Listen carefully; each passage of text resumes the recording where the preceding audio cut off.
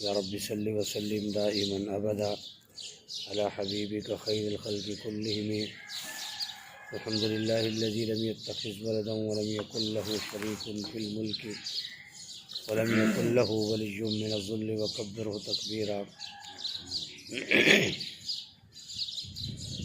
حضور اقدس صلی اللہ علیہ وسلم نے ارشاد فرمایا،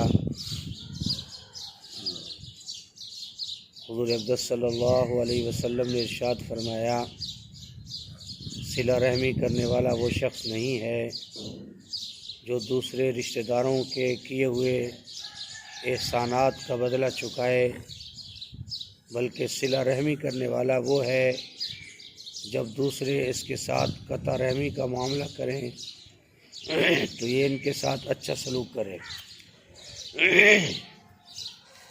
حضور اقدس صلی اللہ علیہ وسلم نے ارشاد فرمایا، صلہ رحمی کرنے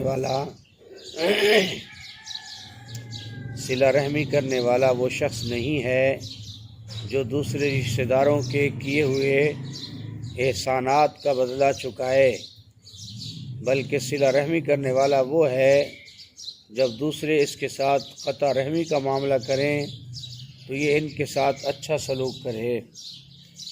تو نبی کریم صلی اللہ علیہ وسلم کے اس ارشاد میں صلہ رحمی جو بہت بڑا عمل ہے، اللہ کے نبی صلی اللہ علیہ وسلم نے فرمایا کہ صلہ رحمی کرنے والا شخص کون ہے، اسے جان لو۔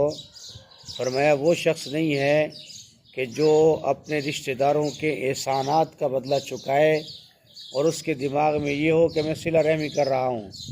فرمایا یہ صلہ رحمی کرنے والا نہیں ہے، بلکہ صلہ رحمی کرنے والا وہ ہے جب دوسرے اس کے ساتھ رشتہ دار قطع تعلق کرے، یہ ان کے ساتھ رشتہ داری کو جوڑے اور ان کے اوپر احسان کرے۔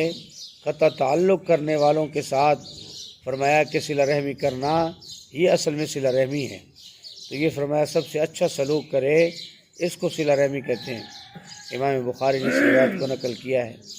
حضور صلی اللہ علیہ وسلم نے ارشاد فرمایا، قریبی رشتہ داروں کے ساتھ بھلائی سے پیش آنا عمر کو دراز کرتا ہے اور چھپا کر خیرات کرنا خدا کے غصے کو ٹھنڈا کرتا ہے۔ حضور صلی اللہ علیہ وسلم نے ارشاد فرمایا، قریبی رشتہ داروں کے ساتھ بھلائی سے پیش آنا یہ عمر کو بڑھا دیتا ہے اور چھپا کر خیرات کرنا خدا کے غصے کو ٹھنڈا کر دیتا ہے۔ اللہ کے نبی صلی اللہ علیہ وسلم نے یہ بھی بہترین نسخہ بتایا، اگر تم میں سے کوئی آدمی اپنی عمر کی درازی چاہتا ہے تو کیا کرے، رشتہ داروں کے ساتھ اس نے سلوک کرتا رہے۔ اگر وہ تھوڑا بہت اس کے ساتھ توڑنے کا معاملہ کریں، یہ ان کے قریب ہو جائے، ان کی تیمارداری کرے، ان پر احسان کرے، ان کو پوچھے، سلام دعا کرے، تاکہ وہ سمجھے کہ ہمارا رشتہ دار ہے اور بغیر کسی لالچ کے کرتا ہے۔